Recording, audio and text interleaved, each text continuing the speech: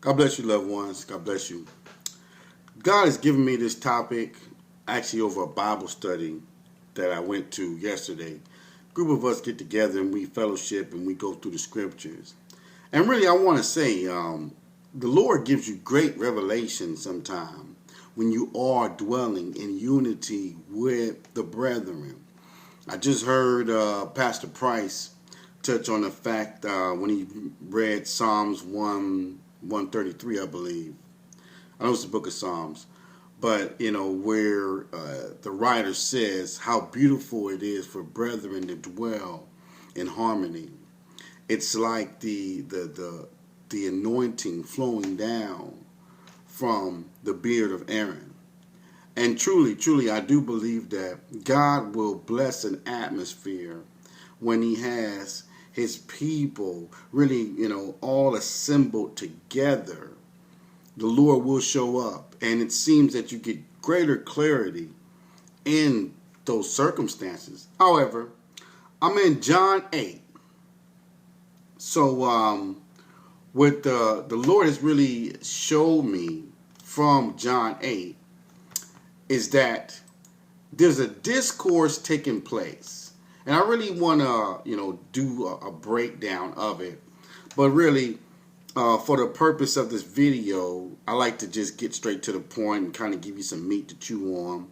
I want to look at the scenario between Jesus Christ and the Pharisees, his disputers. John 8 really goes into, when you get down to verses 12, you see where Jesus and the Pharisees, the religious leaders, are really, bouting it out, duking it out.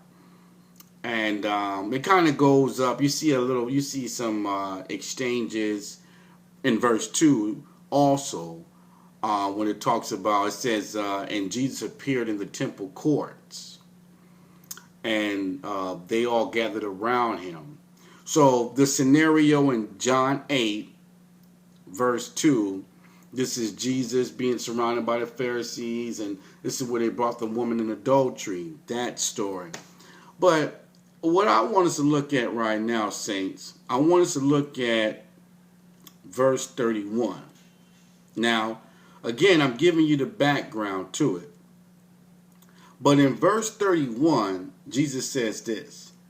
It says, to the Jews who had believed him, Jesus said, if you hold my teachings, you are really my disciples. Then you will know the truth, and the truth will set you free. They answered him. This is the Pharisees. Now, mind you, you got to look at this whole scenario. Jesus is ignoring them, in a sense, the Pharisees, ignoring the Pharisees and talking straight to his disciples. So the picture that we see is that Jesus has his disciples with him. He's in the temple, and he is pretty much having this debate between himself and the Pharisees. So for a brief moment, Jesus disregards the Pharisees and goes straight to his disciples. And we also hear this verse quoted out of context a lot of times. But I believe God gave me some real good insight to the context and in the sequence and why Jesus said it. So, if you notice again, he changes scenes between him and the Pharisees, and he says, if you hold to my teachings, you are really my disciples. And he's giving us a distinction. The people who hold to his teachings, another translation tells us that the people who actually continue in his teachings.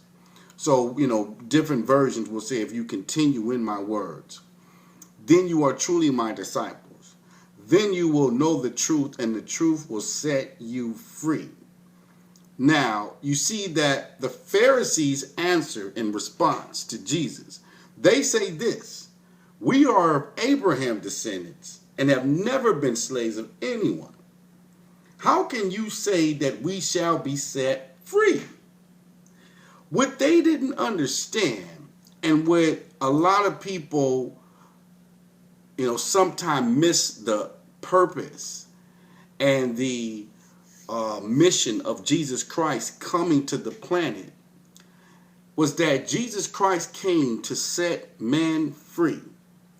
Mankind had been in bondage to the devil. Now, you can look back where Jesus Christ is being tempted by Satan. And Satan actually tries to offer Jesus Christ the kingdoms of the world. And if you understand, the way he described it, he tells Jesus, all these things have been betrayed unto me. Therefore, I'm in a position, Jesus, Son of God. Amazing, he's telling the Son of God he can have something, as if it didn't belong to him originally. But Satan tells Jesus, all these things have been betrayed to me, and I can give them to you.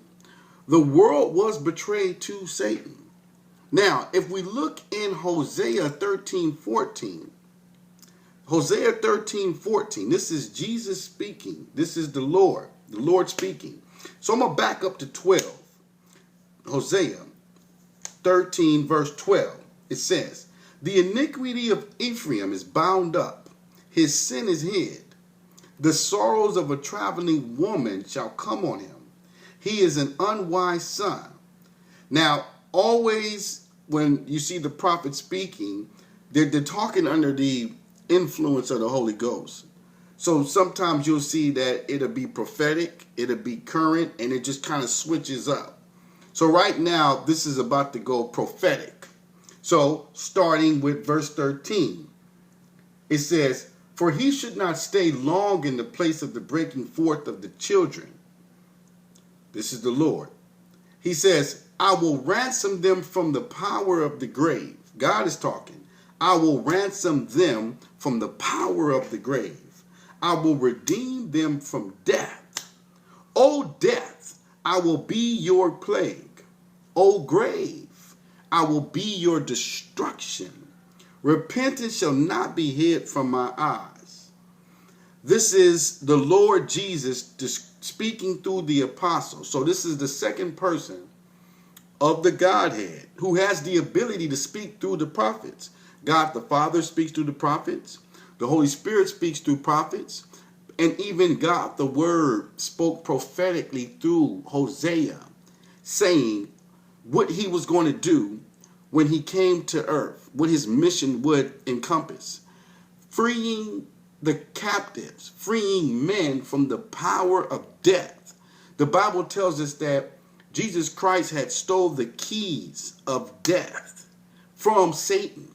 Satan was stripped of the keys of death, and the power was restored, or rather, the power was given back unto God.